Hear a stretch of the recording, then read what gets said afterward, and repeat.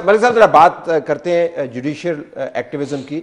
और ये बड़ा ख्याल किया जाता है कि जुडिशरी उस वक्त उस खला के अंदर कदम उठाती है जो खला छोड़ दिया जाता है। और अभी तक जो बयानिया बना है एक तरह से वो ये है कि अगर मैं बयानात के तसलसल को ले लूँ कि पार्लियामान जो है वो फेल हो गई। पनामा केस के अंदर हमने पाकिस्तान के एक दो इदारों के अलावा किसी इदारे की इज्जत बचते हुए नहीं देखी। हमने कहा स्टेट बैंक जो है वो फेल हो गया, हमने कहा SCCP जो है वो फेल हो गया, हमने NABCA वो फेल हो गए, FIA फेल हो गया, हमने तमाम इदारों, हमने FBR को फेलियर करार दे दिया। अब हम कह रहे हैं कि ये सब इदारे चूँकि फेल हो रहे हैं तो किसी न किसी इदारे ने काम करना है। तो शुड अदलिया भी the right forum, supreme court को ये काम करना चाहिए, बाकी जो है इदारे ख़त्म कर देने चाहिए, जज साहबान जो फैसला करें उसको मान लें। जो जज साहबान फैसला करें दैट इज़ वो रेट है स्टेट की और उसको मानना बिल्कुल चाहिए। हम सब उसको मानते भी हैं, हमेशा तस्लीम करते हैं जो फैसला सुप्रीम कोर्ट दी, क्योंकि हमारी वो एक इंस्टीट्यूशन है जिसने फैसले करने हैं, उस पर सब ने अमल करना है। लेकिन मैं सिर्फ एक सवाल पूछना चाहूँगा कि सर क्या एक बंदा जो कि बेगुनाह था, if you have to spend another 10 years in jail, तो उसका जवाब कौन देगा या उसका जो नुकसान है वो कौन पूरा करेगा कि उसने बेगुनाह ने 10 साल जेल में और गुजारे,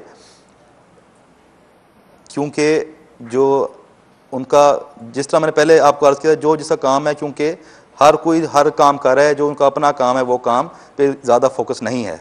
तो आप यानी आप ये और ये अहम नुकता है, हम तो साफी साहब मगर ऐसे इस वजह से हो रहा है कि आप क्यों नहीं जुडिशरी को रिफॉर्म किया। सारे इतने जो केसेस हैं आपने देखा ना, वो 8 साल आसिया बीबी भी अंदर रही, ऐसे बहुत सारे केसेस हैं जो लोग मर गए हैं, उनके फैसले ही नहीं हुए।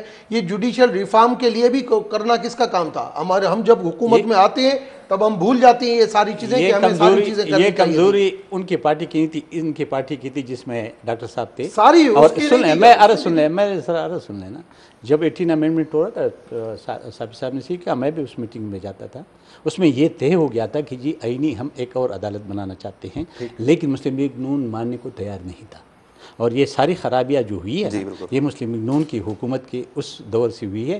पीपल पार्टी की तो एक कमज़ोर हुकूमत थी, आपने देखा होगा उसमें कोलिशन पार्टनर बैठे हुए थे, एक दूसरे दिन तो एक पार्टनर तो भागता था, लेकिन मुस्लिम लीग नून के पास तो 2/3 मेजॉरिटी थी, कर सकते दूसरे पार्टी उसको ये सारी चीज़ ठीक कर सकते थे। लेकिन एक बात मैं जितना मर्जी आप कानून बना दे, जितने मर्जी आप इनके अंदर आप अमेंडमेंट कर दे, लेकिन अगर कोई मानने वाला नहीं हो जिसको ताकतवर, सुन ले जरा, जो ताकतवर यहाँ इस मुल्क में जो सबसे ताकतवर लोग हैं, अगर वो नहीं बात मानते, मानने को तैयार नहीं है, तो ये चीज़ें यह तब मुमकिन हो कि जब इस मुल्क के अवाम सियासतदान अपने आप को ठीक करेंगे। मैं फिर उसे पे आता हूँ, मैं उसमें खुद भी हूँ, मैं भी 37 साल की सियासत मैंने कर चुका हूँ।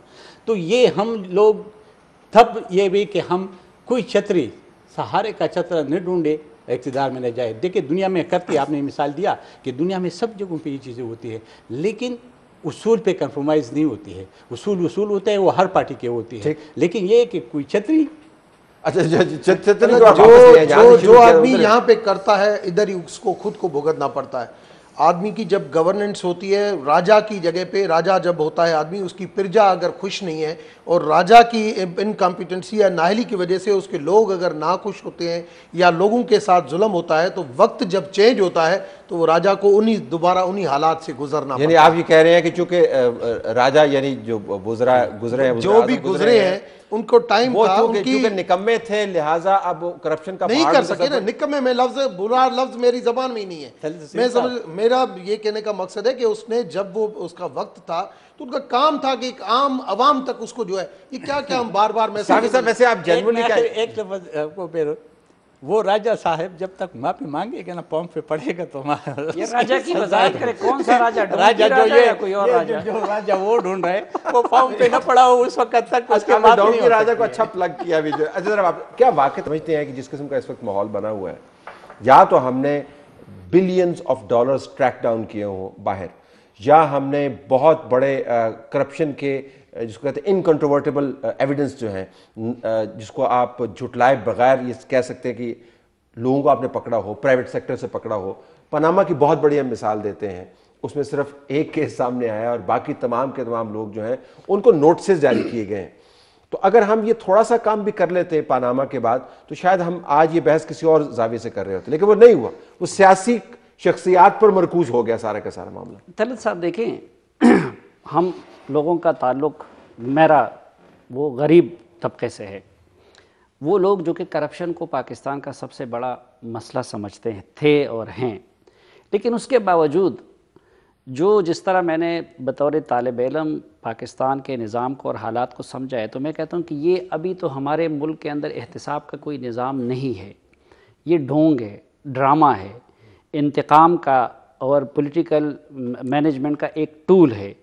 लेकिन अगर पाकिस्तान के अंदर एहतिसाब का कोई मुनसिफाना निज़ाम भी होता तो मैं कहता हूँ कि आजकल के माशी हालात का तकाजा फिर ये होता कि अगर कोई महातीर मोहम्मद या उर्दवान जैसे समझदार हुक्मरान होते तो वो कुछ वक्त के लिए उन चीज़ों को मौखर रखते कि थोड़ा सा पहले मुल्क की इकानमी को आप ज़रा सही बुनियादों पे खड़ा कर दें। ये अजीब मुल्क है।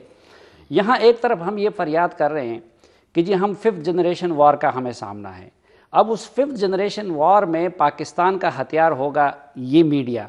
दूसरी तरफ मैं इस वक्त फरियाद ये कर रहा हूँ कि इस मुल्क की इकानमी का बेड़ा गर्क हो गया है, मेरे फॉरेन रिज़र्व की ये हालत है, बाहर से कोई सरमायाकार नहीं आ रहा है।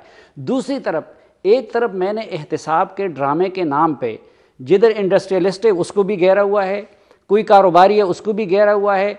आप हुकूमत का कोई वज़ीर मुशीर कोई ओहदा बना दे के उसके ख़िलाफ़ नेब की इंक्वायरी, फिर इस मुल्क का वज़ीर आज़म जाके बाहर की मुल्क में कहता है कि उधर तो करप्शन है और उधर पकड़ दकड़ ये सारी चीज़ें। तो आप तो मुल्क के अंदर भी यानी जो अहदाफ आपने पाकिस्तान के लिए सेट किए हुए हैं, एहतिसाब तो होगा नहीं, लेकिन मैं कहता हूं कि अगर होता भी आप तो मुल्क से सरमाए और जहानतों को बगा रहे हैं। अच्छा बिल्कुल आखिर बिल्कुल सलीम साहब, पहली चीज तो ये कि ये पाकिस्तान की जो परसेप्शन बनी हुई है करप्शन के हवाले से, मनी लॉन्ड्रिंग के हवाले से, ये इमरान खान बाहर नहीं बता रहा है। ये पहले से ये पनामा में जो इशू आया, मगर और भी अमेरिका ने जब भी हमारे ऊपर इल्जाम लगाया कि आपकी जो करप्शन होती है, इवन जो कराची के अंदर जब ऑपरेशन चल रहा था तब भी ये चल रहा था कि भाई जो करप्शन होती है वो दहशतगर्दी में इन्वॉल्व है। अमेरिकन ने आप पे करप्शन के इल्जाम नहीं लगाए, अमेरिकन ने जो इल्जाम लगाए हैं उनकी फिक्र करें। आपसे पूछूं, अमेरिका के बाकी इल्जामात को भी आप इतना ही वजन देते हैं जितना करप्शन के? दहशतगर्दी के अंदर भी जो ये पैसा इस्तेमाल, लेकिन ये पाकिस्तान की तारीख में पहली मरतबा हुआ है कि मुल्क का वजीर आजम, और ये फैक्चुअल है, इसके अंदर कोई ये रियलिस्टिक चीजों को लोग पसंद करते हैं। आज रियलिस्टिक अगर कोई लीडर जाके बताता है कि भाई मेरे पास प्रॉब्लम, आप जब तक किसी प्रॉब्लम को एक्सेप्ट नहीं करेंगे उसके रिड्रेसल के लिए कैसे सोचेंगे? आज हम मान रहे हैं कि हमारे पास ये प्रॉब्लम है तो हम उन चीजों के आप हम सबको ये ताकीद कर रहे हैं कि हम सब पाकिस्तान से बाहर जाएं और सब दुनिया को बताएं कि हमारे हम कितने। मैं समझता हूं जहां पे ऐसा प्लेटफॉर्म हो जहां पे पाकिस्तान के अंदर, क्योंकि पीटीआई का एक मैनिफेस्टो है, पीटीआई जो गवर्नमेंट में आई, दुनिया के अंदर बहुत कम ऐसे एग्जांपल है, सफाई कर ले, दुनिया के अंदर बहुत कम ऐसे एग्जांपल है कि दो पॉलिटिकल पार्टी के अंदर तीसरी पॉलिटिकल पार्टी इन हुई हो। ये सिर्फ और सिर्फ एक चीज के ऊपर आई कि लेकिन दुनिया के अंदर बहुत कम ऐसे एग्जांपल है। नहीं, दुनिया के अंदर कोई ऐसा एग्जांपल नहीं हो सकता कि एक लीडर वो करप्शन के खात्मे की बुनियाद पे मैदान में आया हो, उसके एक तरफ भी करप्शन की बड़ी अलामत खड़े हो, दूसरी तरफ भी खड़े अलामत रहे हो। दुनिया में कई खुद पे केस हो, हेलीकॉप्टर का केस हो। अच्छा दुनिया में कहीं सर उस चीज के ऊपर बात भी कर सकते हैं, क्रिटिसिज्म भी कर सकते हैं, हमें इस्लाह उस चीज तो बार ये कहे ना, बार ये भी कह दे कि मेरे वजीर भी है, मैं उसके खिलाफ भी एक्शन लूंगा, मेरा वजीर आला भी है, मेरे स्पीकर भी है, सुन ले जरा, और मेरा अपने ऊपर भी केस है हेलीकॉप्टर का, मैं उसको भी फेस करूंगा।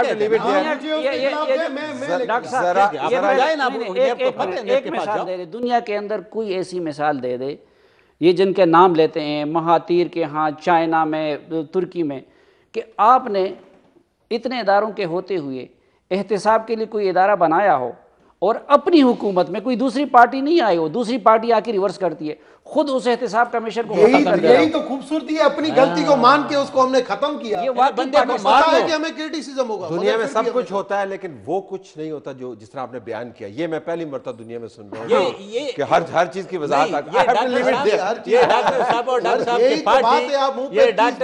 इतना करेज डॉक्टर साहब लोग आपको देख रहे हैं, ये बस ये इतना ध्यान रखना।